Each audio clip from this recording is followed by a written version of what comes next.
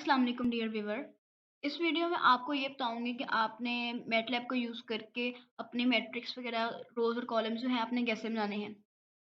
Simply आपने MATLAB को open करना है और इसकी कमांड विंडो पे जाना है और आपने इसमें दो चीज़ों का ध्यान रखना है। इसमें ये है कि मैं अभी आपको कुछ लिख के बताती हूँ कि हमने रोज़ किसको कहना है और कॉलम्स किसको कहना है। मैं आपको इसके बारे में बताती हूँ।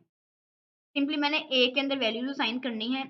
मैंने लिखा है ए इज इक्वल टू, ठीक है। अब इसके बाद मैंने ये स्क्वायर ब्रैकेट ओपन की है, ठीक है। अब जो सेमीकोलन से पहले जितनी भी वैल्यूज़ होंगी वो आपकी रोज़ कहलाएँगी और जो सेमीकोलन के बाद जो वैल्यूज़ होंगी वो आपकी सेकंड रो में हो जाएँगी, मतलब वो कॉलम्स में हो जाएँगी, ठीक है।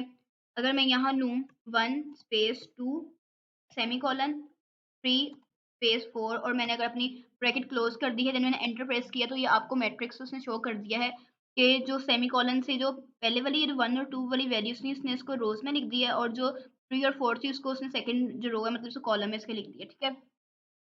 इसी तरह आपने अपनी जो अपना जो आपने इक्वेशन लिखी है उसको आपने मैट्रिक्स में चेंज कर दिया है। फिर मैं आपको ये बताऊँगी आपने कैसे मैट्रिक्स वगैरह बनाने हैं, ठीक है। अभी आपका 2 बाय 2 का मैट्रिक्स बन गया है। अगर आपने इसको बनाना है, इसमें जो ये स्पेस है और जो कोमा है सेम टू सेम वो एक ही रोल प्ले करते हैं। जैसे मैं अगर आपको कोमे के साथ भी अगर लिख के दिखाऊँ, b is equal to square bracket open 3, semicolon 7, 8 और स्क्वायर ब्रैकेट क्लोज, ठीक है। अब देखिए मैंने यहाँ ये जो 1 और 2 के बाद मैंने इसके बीच स्पेस डाली थी वो, और जो 3 और 4 के दरमियान जो कोमा है ये दोनों सेम ही रोल प्ले करेंगे। ये सेम टू सेम इसी तरह का आपके पास मैट्रिक्स आ जाएगा। मैंने एंटर पे क्लिक किया तो आपको ये वैसे का वैसे ही मैट्रिक्स उसने शो कर दिया। तो इसमें स्पेस और जो कोमा है वो डजंट मैटर, ये मैटर नहीं करता, ये इसने आपकी जो है ना एक ही चीजें डिनोट करता है आपकी। ये आपका 2 बाय 2 का मैट्रिक्स बन गया है। आप इसको गिन भी लें, ये 1 रो, ये 2 रो, 1 कॉलम और 2 कॉलम, ये 2 बाय 2 का मैट्रिक्स बन गया। अब मैंने लिखा है C is equal to square bracket open 1 colon 10 और स्क्वायर ब्रैकेट क्लोज। इसका मतलब ये है कि आपकी 1 रो होगी, 1 रो में क्या होगा कि आपके पास जो उसकी वैल्यूज़ है ना उसने 10 तक जाना है, मतलब 1 से स्टार्ट होके उसने 10 तक वैल्यूज़ को लेके जाना है। अगर आपने यहाँ 1 से लेकर 100 तक भी वैल्यूज़ शो करनी हो ना तो आपने लिखना है 1 कोलन और 100 इसके आगे लिख देना है। तो जहाँ तक आपने वैल्यू लिखी होगी वो वहाँ तक आपकी वैल्यूज़ को ले जाएगा। यहाँ अगर आप इसका साइज़ भी देखें उसने आपको साइज़ शो कर दिया है, 2 बाय 2 का मैट्रिक्स है ये आपका ए और बी का, ठीक है। अब मैं आपको सी को दोबारा लिख के दिखाती हूँ।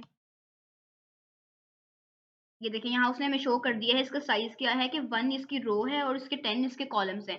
जैसे ये 1 इसकी रो है और 1 2 3 4 5 6 7 8 9 10 इसके कॉलम्स हैं, ठीक है।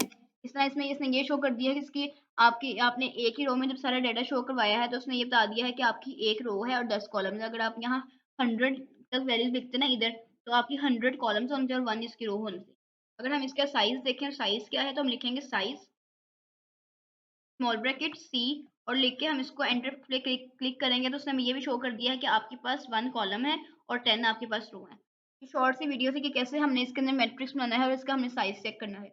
मैं उम्मीद करती हूँ आपको ये शॉर्ट सी वीडियो अच्छी लगी होगी। अगर आपको मेरी वीडियो अच्छी लगी हो तो आप मेरी वीडियो को लाइक करें, इस पे कमेंट करें और मेरे चैनल को सब्सक्राइब करना ना भूलिएगा। Thank you so much. अल्लाह हाफ़िज़।